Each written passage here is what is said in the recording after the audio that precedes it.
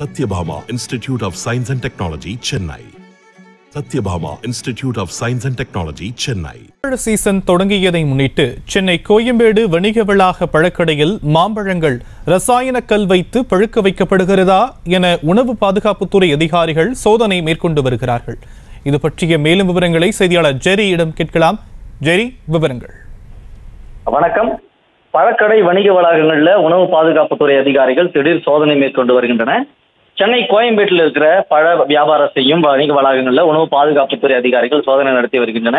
தமிழகத்தில் இருக்கக்கூடிய அனைத்து காய்கறிகள், பழ வகைகள் என மொத்தமாக கொள்முதல் செய்யக்கூடிய சென்னை கோயம்பேடு வணிக வளாகத்திலிருந்து சிறு குறு கடைகளுக்கு விற்பனை செய்யப்பட்டு வருகிறது. இந்த வகையில இந்த மாதம் மாம்பழ சீசன் என்பதனால அதிகமான பழங்களுடைய வரத்து கோயம்பேடு வணிக வளாகங்களுக்கு வந்திருக்கிறது.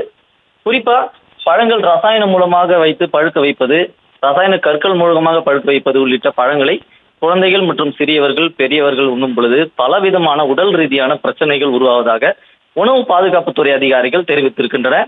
அதன் அடிப்படையில் கோயம்பேடு வணிக வளாகங்களில் மாம்பழம் போன்ற பழங்கள் ரசாயன கற்கள் மூலமாக வைத்து பழுக்க வைப்பது பறிமுதல் செய்து வருகின்றன. இன்று காலை முதல் தொடங்கிய சோதனையானது தொடர்ச்சியாக நடைபெற்று வருகிறது. சோதனை முடிவில் எவ்வளவு டன்கள் பழங்கள் பறிமுதல் செய்யப்பட்டது என்று தெரிய வரும் என்று கூறப்பட்ட நிலையில தற்பொழுது வாழைப்பழங்கள் 3 டன் எனவும், பலாப்பழங்கள் அல்லது அது போன்ற மாம்பழங்கள், வாழைப்பழங்கள் போன்றவர்கள் கிட்டத்தட்ட ஒரு 7-8 டன்கள் பறிமுதல் செய்வதாக தகவல் வெளியாகி இருக்கிறது. மொத்தமாக 5 லட்சத்துக்கு மதிப்பிலான பழங்கள் பறிமுதல் செய்யப்பட்டதாக தகவல் வெளியாகி இருக்கிறது. விவரங்களுக்கு நன்றி ஜெரி. Satyabhama Institute of Science and Technology, Chennai. Satyabhama Institute of Science and Technology, Chennai.